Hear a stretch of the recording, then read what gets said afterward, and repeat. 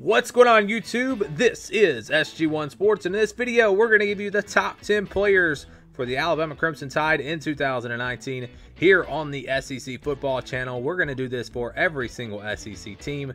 So the next 2 weeks we will be doing this. We're going to start with the West, then move on to the East, and just go in alphabetical order. So tomorrow will be Arkansas, then Auburn the next day, and so on and so forth. So we're just looking at both offensively and defensively, which players will have the biggest impact, which players are the most talented, and really just who are going to be the top players for 2019. We're trying to project ahead a little bit, but obviously most of what we have to gauge this off of is going to be what these guys have done in the past. So we're going to start with number 10, and that is Henry Ruggs III. Very speedy receiver, had over 700 yards receiving last year, 741 yards receiving, 16.1 yards per catch, 11 touchdowns, and he's not even the top wide receiver on this team. You're going to see another one on this countdown, but yeah, his speed, his big playability, I think was big for Alabama last season. Tua is just going to get better, and they're just going to be able to spread the ball around even more this year. Losing Irv Smith, I think, maybe gives the receivers a chance to do even more in 2019. So look for him to have a big season. We go to the defensive side of the ball now. At number 9, it's Anfernee Jennings. You see he had 50 tackles last season, 13 tackles for loss, 5.5 sacks. Has a chance to really become a leader at that linebacker position with Mack Wilson gone. He is a very, very talented linebacker, and he is not the only linebacker on this list. So just like with Henry Ruggs III, we're going to have another receiver. We're going to have another linebacker on this list as well. But Anfernee Jennings, obviously one of the top linebackers in the SEC, and he comes in at number 9. We move on to number 8. That is going to be Shyheim Carter, defensive back here for Alabama. 43 tackles last season, 3.5 tackles for loss, and also added 2 interceptions. He was a very talented player for this Alabama defense, and they really bring back a lot from this secondary. So I think they have a chance to be pretty solid on that side of the ball. I mean, Alabama's defense did drop off a little bit last season, but you still just look at all the talent that they have. They are still going to be one of the better defenses probably in the country in 2019. And sticking to the defense at number 7, it's Raekwon Davis. Last year, his numbers did drop just a little bit. You can see 55 tackles, 5.5 tackles for loss, 1.5 sacks. But go back to 2017, he had 8.5 sacks. So he was just a monster that season. Came in with a lot of hype, didn't quite have the season he had hoped for.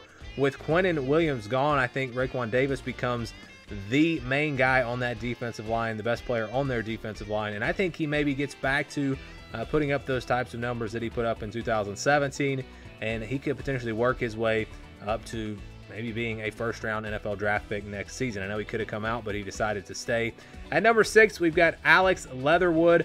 Really, I think the leader on this offensive line. He was All-SEC second team last season. Has a chance to maybe even be an All-American this season. The offensive line looks very solid for Alabama. And again, I think he's the most talented guy on that offensive line and really the leader for that offensive line. And so we've got Alex Leatherwood at number 6. So there's your 10 through 6. So now we move on to the top 5. And at number 5, it's Najee Harris. Last season, ran for 783 yards, 6.7 yards per carry, had 4 touchdowns. But we know he was splitting time. You had Josh Jacobs in there, obviously Damian Harris. So he did not get really the bulk of the carries. I think he could see the bulk of the carries in 2019. I think he will be a 1,000-yard rusher, and I think he could have just a breakout season.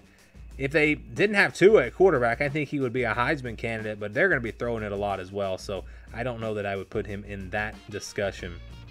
At number 4, we have Xavier McKinney, really a leader in this secondary.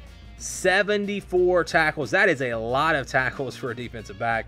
6 tackles for loss, so he came up, made plays behind the line of scrimmage. Also had 2 interceptions. So just a big-time playmaker for this Alabama defense. I think he is one of the top guys on this Alabama defense, and I'm expecting him to be another guy that could maybe work his way up to being a first-round NFL draft pick. As we have him at number 4. At number 3, it is Dylan Moses. We talked about Anfernee Jennings earlier. Now we go to Dylan Moses. 86 tackles last season, 10 tackles for loss, 3.5 sacks, and he just has elite speed at the linebacker position. You go back really just the last 2 seasons, he has been a tackling machine. He is able to get across the field quickly, and I think that speed is really what makes him an elite linebacker. Another guy that, you know, could potentially work his way up into, I don't know where he's projected right now. I don't really look at the NFL draft projections, but I think he could be a first-round pick if he has a big year this year. At number 2, it's going to be Jerry Jeudy. We talked about Henry Ruggs III earlier. They've also got Devontae Smith. They have plenty of talent at receiver, but last season he had over 1,300 yards receiving, but look at the yards per catch, 19.3. That is an unreal number. Every time you catch the ball, you're getting 19.3 yards.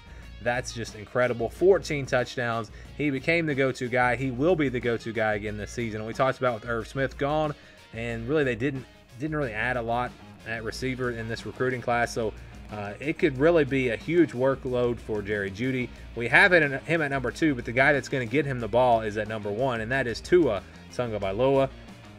Almost 4,000 yards passing last season, 43 touchdowns, just 6 interceptions, a 69% completion percentage. Was able to use his legs a little bit as well. He is, I think, one of the top 2 players when you talk about the Heisman Trophy. It's Tua, it's Trevor Lawrence, and I think he definitely has a chance to win that Heisman Trophy. Obviously finished second last season, so he's going to be in that discussion. But these are our top 10 players for Alabama. Let me know your thoughts down in the comments below. Again, we're going to go through every SEC team here on this channel and give you the top 10 players. So again, thank you for watching this video, and stay tuned for more here on the SG1 Sports SEC Football channel.